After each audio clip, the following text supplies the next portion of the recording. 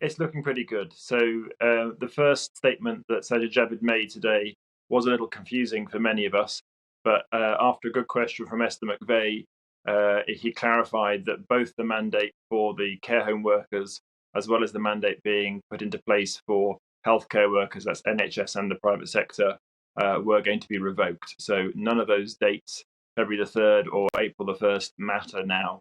They're still going to go out for a consultation process. I think that's a bit of formality and a bit of, covering up what's gone on, but it stopped. So, Steve James, you plucked up courage to take on the Health Secretary when he visited King's, and you did say to me off air that your heart was a bit, in your mouth when you were doing it. It was a nervous moment. Do you think they were scared of your judicial review?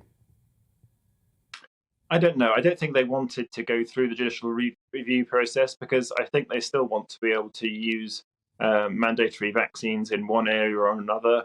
And I think there's concern that they're going to link that to talk of a social ID system and these other areas of concern for the freedoms of people in this country.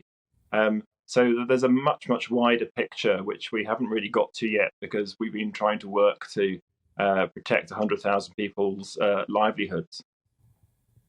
Yeah, I mean, there are lots of ways in which government seeks to monitor us, to control us, to tell us what to do, to take away our liberties. But, Steve, this actually looks to me like the first real victory in terms of freedom of choice against the big state and overweening government.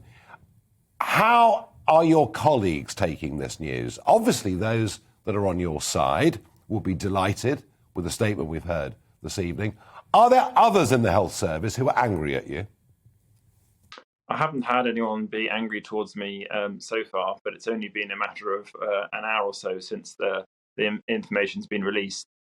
In the survey conducted by the government before they put out the vaccine mandate, the majority of staff in the NHS were against the idea of mandatory vaccination. And I spoke to a Sky News correspondent earlier today who told me that they've been trying to speak to senior doctors who've been promoting the vaccine mandate, and none of them wanted to say that actually they felt a mandatory vaccination was a good thing. And finally, Steve James, how does it feel in the space of a few weeks to have gone from being a critical care consultant at King's, doing his job, to being a political campaigner and winning what looks like a big, big victory? I've been honoured to join some fantastic people, particularly those from the Together Declaration, those from NHS 100K, and to come out. I've had a chance to come on the pitch quite late and score a goal, so to speak. But there's been a huge setup from beforehand. The efforts made by many. Someone else could have been in my position. A catalyst was needed. I happened to be at the right place, but the groundwork has been done by many, and the action done by many.